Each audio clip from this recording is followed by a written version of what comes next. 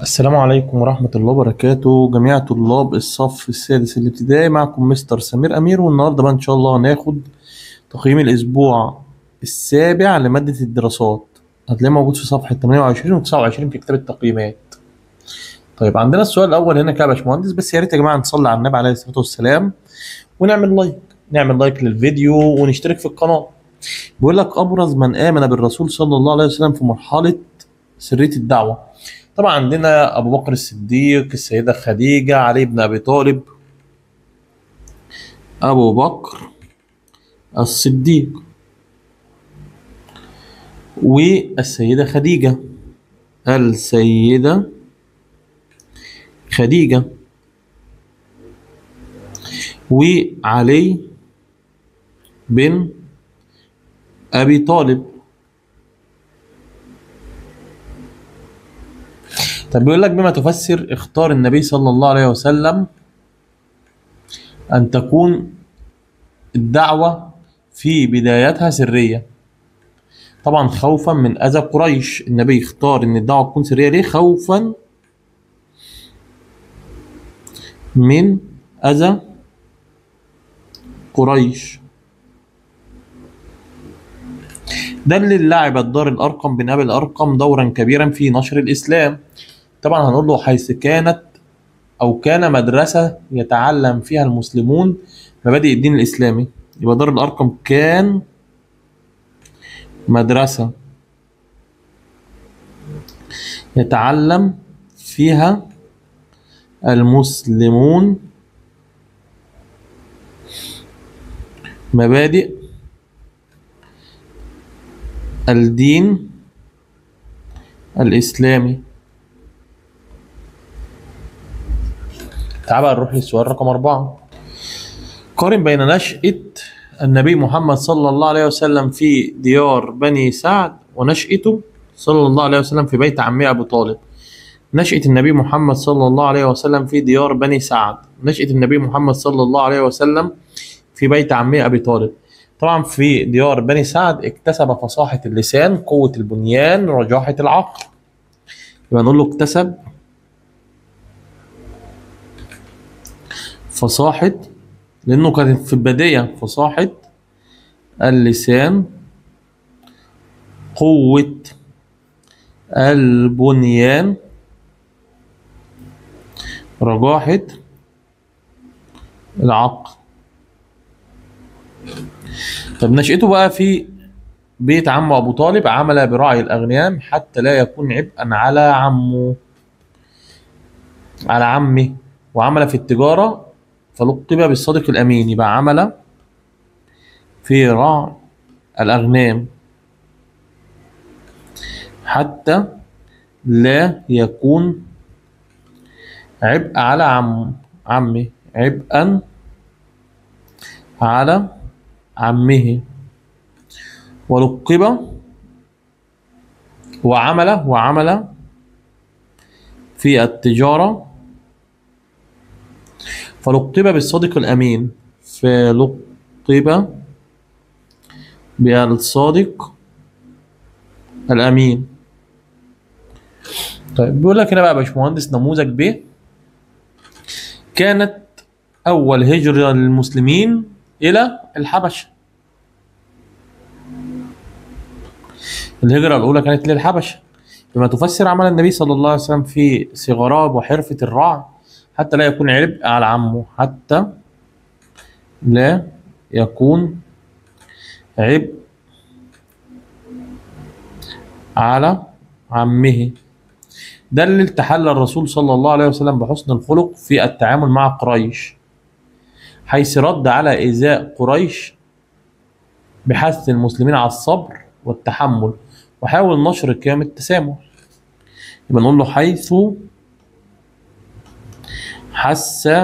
رد على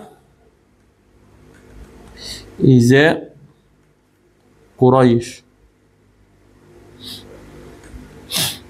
بحث المسلمين على الصبر والتحمل، وحاول نشر قيم التسامح. طيب قارن بين مرحلة الدعوة السرية ومرحلة الدعوة الجهرية للإسلام. عايزين نقارن بين مرحلة الدعوة السرية. طبعا الدعوة السرية كانت 3 سنوات، أسلم أبو بكر الصديق والسيدة خديجة وعلي بن أبي طالب، يبقى كانت 3 سنوات أسلم أبو بكر الصديق والسيدة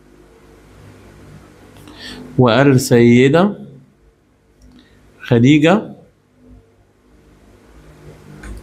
وعلي بن أبي طالب.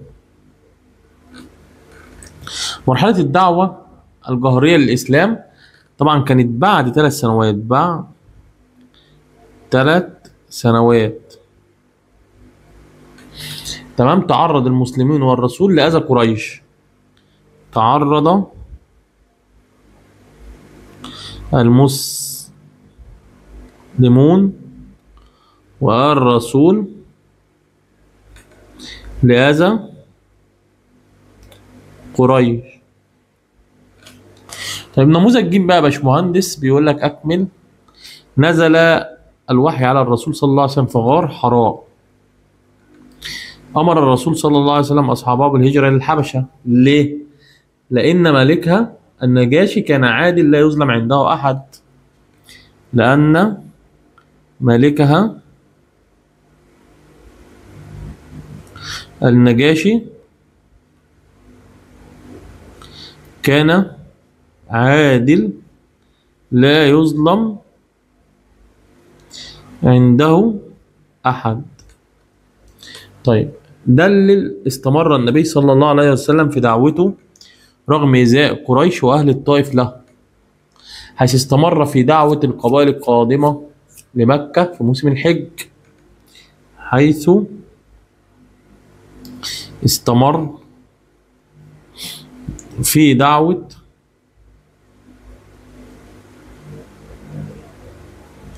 القبائل القادمة لمكة في موسم الحج. طيب رتب المراحل التي مر بها النبي صلى الله عليه وسلم في حياته من الأقدم إلى الأحدث. نزول الوحي، العمل بالرعي، بشارة ورقة بن نوفل بأنه نبي الأمة، العيش في ديار بني سعد، الزواج من السيدة خديجة، العمل بالتجارة، العيش في بيت جده عبد المطلب. طيب أول حاجة هيبقى طبعا العيش في ديار بني سعد. تاني حاجة العيش في بيت جده عبد المطلب. تالت حاجة العمل بالرعي. رابع حاجة العمل بالتجارة. خامس حاجة الزواج من السيدة خديجة. سادس حاجة نزول الوحي. سابع حاجة بشارة ورقة بن نوفل. يبقى عندنا ده أول، تاني، تالت، رابع، خامس، سادس، سابع. طبعا بكده يا باشمهندس احنا خلصنا التقييم بتاعنا. اتمنى انك تكون استوعبته. بالتوفيق لجميع الطلبه. كان معكم مستر سمير امير، والسلام عليكم ورحمه الله وبركاته.